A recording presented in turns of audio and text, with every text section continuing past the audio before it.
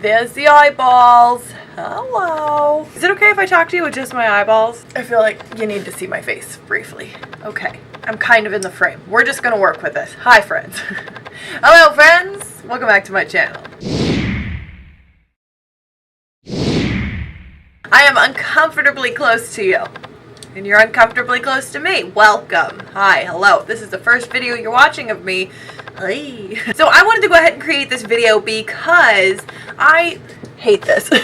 So I'm creating this video because I wanted to just basically explain the basics of eyeshadow application. So I wanted to explain to you guys literally the basic steps for applying eyeshadow, like literally basics, like 1, 2, 3 colors, like tops.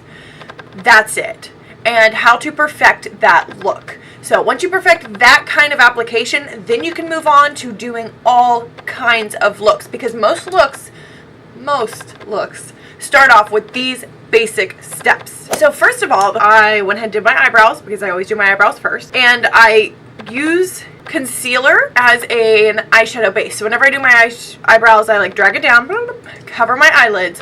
That's what I use as a base. You can use whatever you want. You don't have to use a base. I just prefer to choose to use a base to make everything, you know, seamless, one color, you know, one complexion color. Then I actually set my eyelid base, or like my primer, with a powder. I just use a translucent powder. You could use whatever you want. I just prefer to set it when I'm not doing colorful looks, which I will explain in a completely different video. But whenever I'm not doing a look like that, if I'm just doing a regular day-to-day look, I always set my base. That way, whenever I go to blend on the rest of the colors, everything goes on seamlessly and easily. So let's talk about actual brushes to use to apply your shadow and how to hold the brush, because that is also very important. So brushes that I like to use to first apply what is called the transition shade is something like this. Now I have 3 examples here for you. I'll just kind of let you look at all of them. Let me try to hold them in a way that you guys can see them. So these are blending brushes. They are large, fluffy brushes that have fluffy bristles. And you see, ignore the calluses on my hands. I'm a animal. But they are fluffier brushes that disperse pigment kind of easier, a little less strategically, you know, not very direct with the pigment application, but it's perfect for all over color and transition color and blending as well, because these are commonly called blending brushes. Now the brushes that I am holding up and showing you right now, these brushes are called, the first one was the MAC 224 brush. The second one is the Morphe M573 brush. And then the very last one was another Morphe M504. I love all of these brushes. They all do kind of the exact thing for me. So whenever I say an all over color, I am somebody who actually prefers to lay down a light shadow base first. After I've set my shadow, I will take a color kind of like this. Now this is the, oh Lord, she's filthy. You are the shade Fox. This is in the this is in the Naked 2 palette. I'm talking about this shade right here. This is a shade that I would lay down all over my lid to kind of create a single light color. That's just something I prefer to do. Not everybody does it that way. It's just how I like to do it. I'm just going to grab one of my fluffy brushes. The one I just happened to grab is the Morphe M504. I'm going to take that light color. I'm just going to apply it all over my lid, just like that. Now do you see how it just provides a like seamless color all over my lid? Ta-da! Okay, so now that I have a seamless color on both of my lids, I'm going to go ahead and apply the transition shade now. So the one that I'm just going to use is out of this palette right here. You can use any color you want. Kind of like a rule of thumb is if you're wanting to do a very basic neutral look, you kind of want to choose something a little bit darker than your actual skin tone, but not something super dark. So I'm going to go ahead and use that same brush, and I'm going to grab a transition shade. The one that I'm going to be using today is the shade Naked. This guy right here, Naked. It's about 2 to 3 shades darker than my skin tone, and it's going to just really show up in the crease area nicely. So I'm going to grab that first fluffy brush that I was using, and I'm kind of doing a mixture of circles and windshield wiper motions. Kind of see what I'm doing here? Nothing fancy, y'all. This is basic. This is very basic. And I always just kind of make sure that it's nice and blended out here on the edge, and then that way it's going to look seamless and blended throughout. I don't have to worry about it here so much on the inner corner because by the time I drag the color to the inner corner, there's actually a lot less on the brush.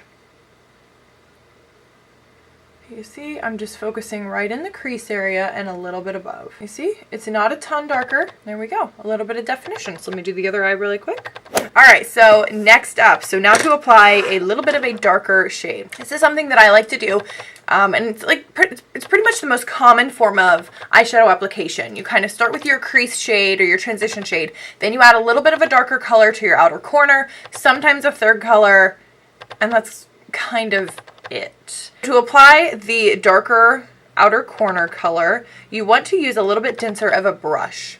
So the brushes that I have grabbed to show you guys are just two here. They're two of my favorites. So these are two brushes. They look extremely similar, but they're actually by two different brands.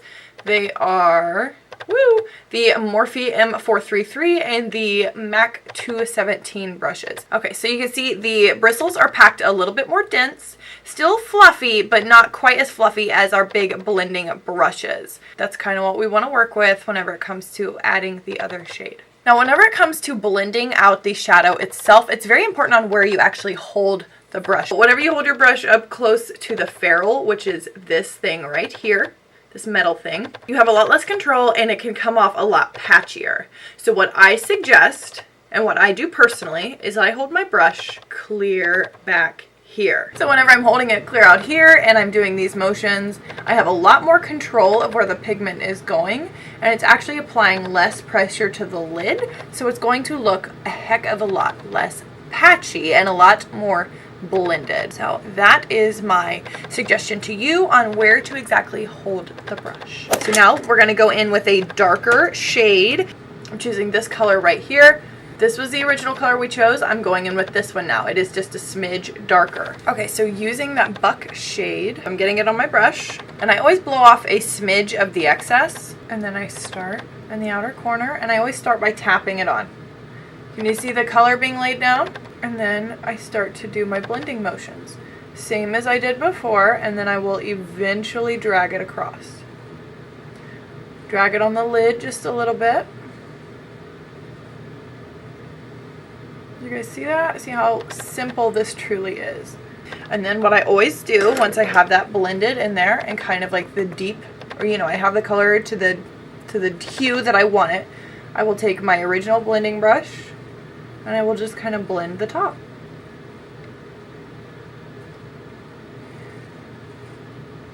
And then voila! See? It's not a huge drastic difference, but like I said, I want to keep this simple, okay? I could teach you how to do 5, 6, 7 colors to deepen it up and make it look a lot smokier, but that's not the point of this video. The point of this video is to keep it nice and simple. That way you know exactly what you're doing whenever we do start adding all those additional colors. Okay, so the very last thing that I like to do is I always like to lighten up the inner corner of my eye, because whenever you drag those colors across the outer corner, it can kind of take away from the lightness of the inner corner of the eye. So I'll take a brush kind of like this. This is just a small shader style brush, very flat.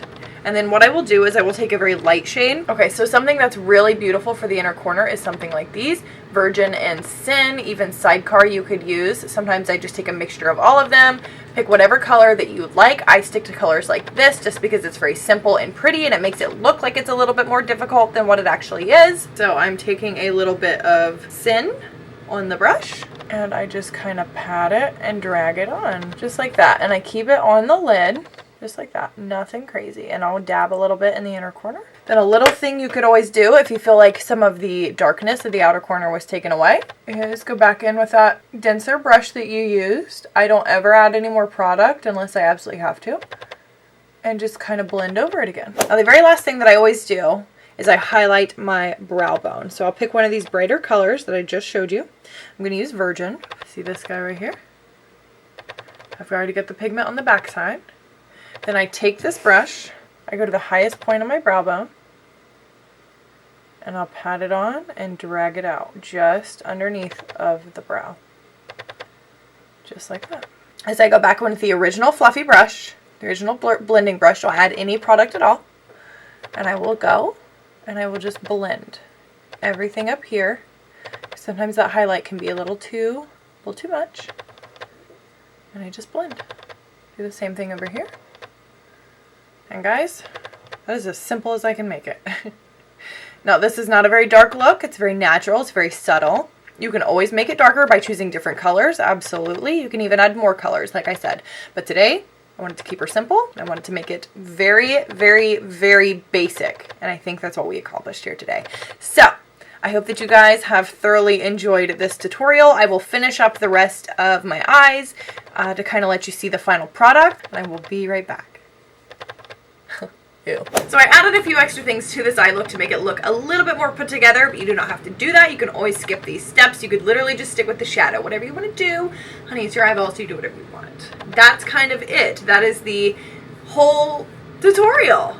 Very simple, right? I tried to keep it as basic as possible. Thanks so much for tuning into this one, guys. I really appreciate it, as always. Please don't forget to subscribe to my channel and click that notification bell right next to that so you get notified every single time that I upload, because trust me, you want to be here. Thanks again, guys, and I will see you in the next one. Bye.